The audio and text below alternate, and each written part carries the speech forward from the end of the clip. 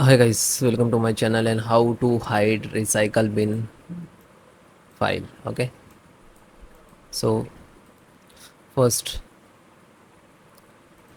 right click and more option, click to personalization, then click to theme.